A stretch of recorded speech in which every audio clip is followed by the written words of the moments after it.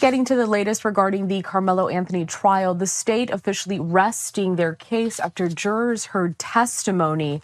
State rested yesterday. Court was in session on that Saturday. Now, attorneys did give opening statements on Thursday in the murder trial of Frisco student Carmelo Anthony, who is accused of fatally stabbing 17-year-old Austin Metcalf at a 2025 track meet.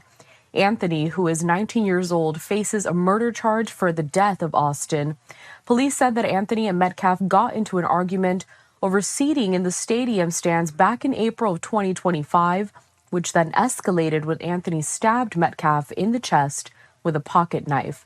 Prosecutors labeling the fatal stadium stabbing as provoked, unjustified, and a sneak attack inside a team tent, while the defense countered that it was a split-second action in self-defense out of fear and chaos.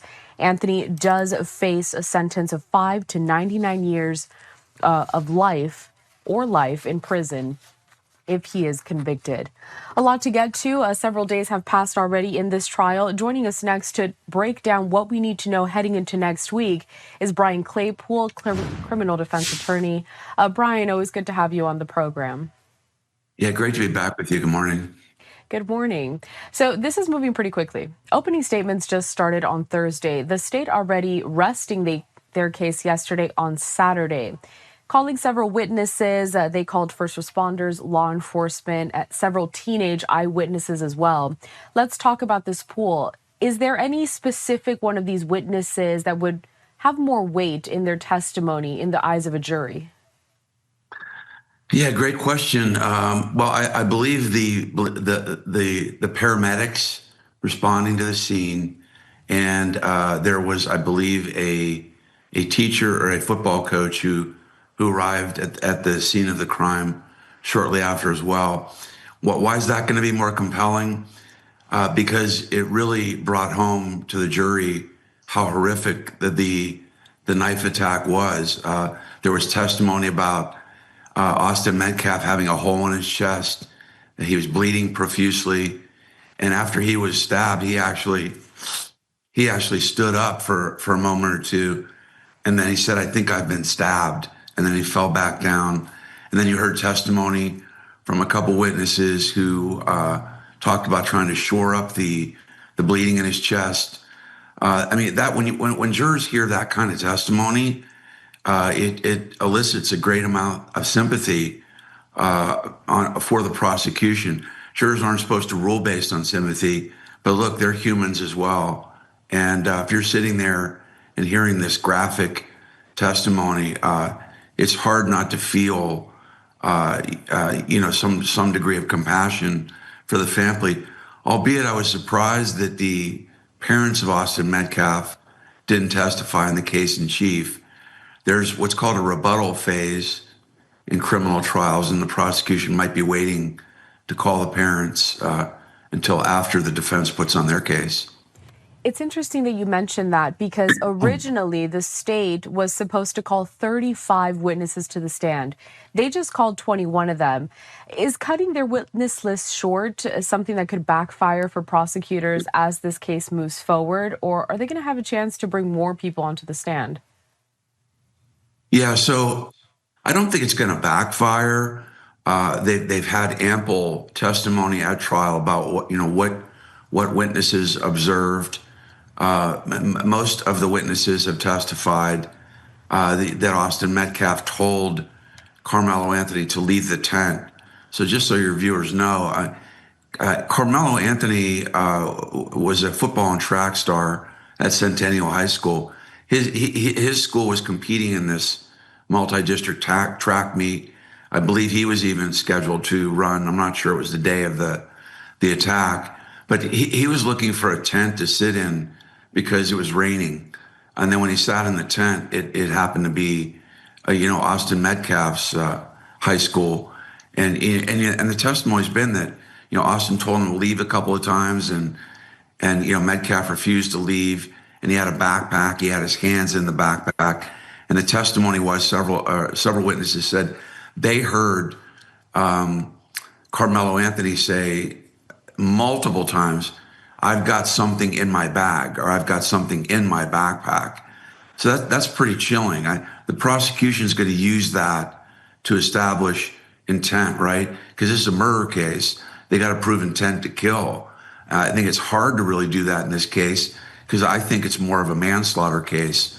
Manslaughter in Texas is when you kill somebody recklessly, right? You don't necessarily need the required intent to kill, and the years in prison for that are 2 to 20 years.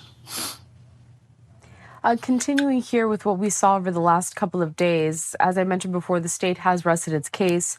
The defense, it moved for a direct verdict, claiming that the state did not prove its case. The judge denied that motion.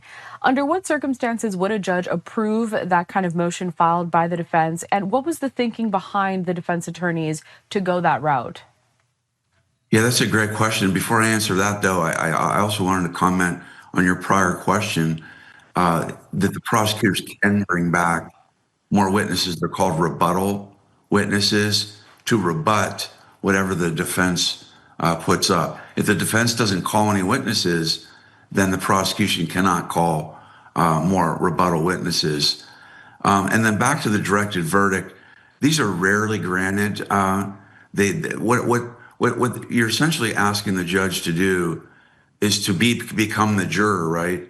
And rule on the case because there really aren't any factual disputes.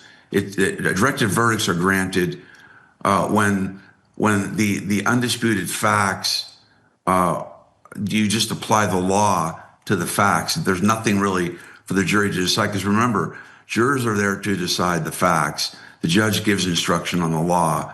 What Karmelo Anthony's lawyers are saying, look, given the facts as they are presented, there's nothing for the jury to decide, and the judge can apply the law. But look, that was dead on arrival, because as you said at the beginning of this segment, this case is about whether it's murder or self-defense. That is a factual dispute that the jury is going to have to decide. So a directed verdict was not appropriate. We talked a little bit about some of the witnesses that the state called. The defense did begin calling witnesses just yesterday. I want to read some of the notes that I took from the reporting that's happened down there on the ground. The defense, in who they called yesterday, it included the Centennial High School football and track coach, an 18-year-old who recently graduated from Centennial High School and said he considered Carmelo Anthony, a friend, and a 17-year-old Memorial High School student who said he did not want to be there and only met with the defense lawyers for about 2 minutes. Based off of this lineup, what kind of narrative is the defense trying to present, and how important is the testimony from these first witnesses when compared to the ones that we're going to hear from in the next couple of days? Yeah, so the defense is going to have to provide the jury with a backstory. What do I mean by that? The jury needs to know what led to Carmelo Anthony being at the track meet. Why was he at the track meet? I think it's because he was going to participate in the track meet. Why was he carrying a backpack with a knife in it, right? To me, that's really the central question in this trial that the jury's going to have to grapple with. Why would Anthony carry, it was a 5-inch knife too. It wasn't like a little pocket knife. Why does he have a knife in his bag? What kind of person was Carmelo Anthony? Was he a good person? Was he doing well? He was doing well in school. He had some discussions with a couple of schools about a D1 scholarship. The jury's going to need to hear all of this. And what was he going through on the morning of the tragic event? In other words, was he upset? Was he depressed? Did he have any prior encounters where he had been jumped or assaulted? To me, that's really what this jury has to hear. And I will tell you right now that based on the elements of the crime that the prosecution has to prove, the first one being, was it a reasonable threat? I think the jury's likely to agree that it was, because there was testimony in the case about Austin Metcalf putting his hands on Carmelo Anthony. And then the second one is, was it an imminent threat, right? I think the jury is likely to find that it probably was, right? Because there could have been one or more people that might have jumped Carmelo Anthony in the tent. But here's the key one that the jury's going to have to decide. Was it a proportionate level of force that Carmelo Anthony used. What does that mean? Well, the jury's going to hear about Carmelo or Austin Metcalf not being armed. There were no guns or knives involved. It was just putting his hands on Carmelo Anthony. So this jury's going to have to decide whether Anthony using a knife was proportionate to the level of threat. You've heard that saying, you can't bring a gun to a fist fight. All that said, it is imperative that Carmelo Anthony testifies in this case. I will tell you right now, if he doesn't take that stand and tell his story, he's going to be convicted of either murder or manslaughter, because this jury absolutely needs to hear from him as to what was in his mind, right? What was he thinking? Was he afraid he was going to be attacked? Did he fear for his life?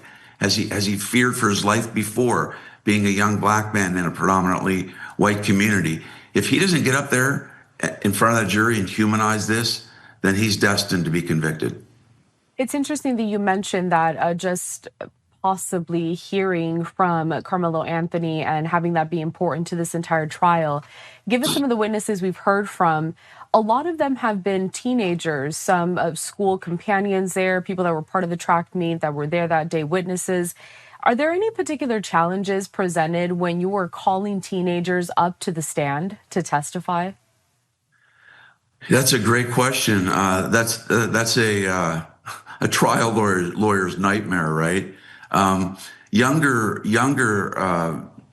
people who testify, you even said one of them didn't even want to be there, right? Didn't want to testify. So that's the first issue you're dealing with. Do they care enough to want to be there to testify, right? Intrinsically, younger folks, they have their lives to live. They're active with social media. They're very social. They don't really want to be spending their time in a courtroom. And then the biggest fear you have as a trial lawyer calling a teenager as a witness is inconsistencies, right? Or, for example, were they interviewed by law enforcement? If some of these witnesses were interviewed by law enforcement, then you're worried that they're going to say something at trial that is inconsistent with what they told the investigators. And that could be devastating, because there's a jury instruction given in all cases like this, even in civil cases, that say if a witness is unreliable in one aspect of their testimony, or they haven't told the truth in one aspect, that you can disregard their entire testimony. So that's what I think defense lawyers for Carmelo Anthony are concerned about. And on top of that, you don't want some of those witnesses saying, oh yeah, Anthony was a volatile guy. This guy was dangerous. People feared him at school. He had threatened other kids at school. I'm not saying that happened, but what if you got a teenager up there that started saying things like that? That would destroy the defense for Carmelo Anthony.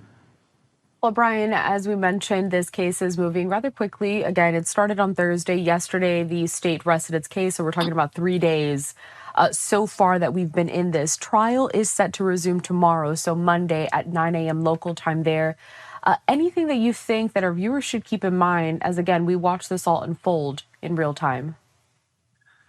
Yeah, I mean, I think, just so everybody, all your viewers know, a lot of defense lawyers don't call any witnesses, right? We've seen a lot of criminal trials where, oh, we're not calling any witnesses. Why? Because the burden of proof is on the prosecution to prove up the case. So a lot of criminal defense lawyers like to take that position. Oh, we don't need to call anybody. So that could happen here. Well, but you said that they've already called a couple of witnesses.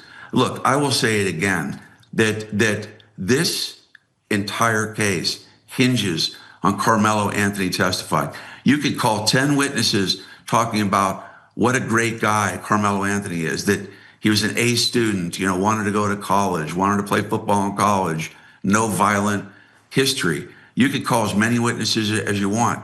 But if we don't hear from Carmelo Anthony, I gave you the elements that have to be proved for self-defense.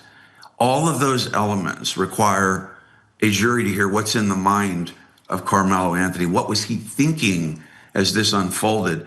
And a lot of criminal lawyers, not me. There are times where I've had my clients testify at trial, but this is one poster child case where if Anthony doesn't testify, he is going to get convicted. One other point I want to make for your viewers Even if Anthony, though, is convicted of first-degree murder, you mentioned 5 to 99 years, in the sentencing phase, right? There's what's called heat of passion in Texas. What does that mean? That means that Karmelo Anthony's lawyers can put on evidence at the sentencing phase to show that this was an impulsive reaction to him fearing for his life, that he reacted in a split second to save his own life. And that could potentially reduce the sentencing from 5 to 99 years to manslaughter, which would be 2 to 20 years. Criminal defense attorney Brian Claypool. Brian, we always appreciate your time here at Live Now from Fox. Thanks for breaking it down. You bet. Thanks for having me. Of course.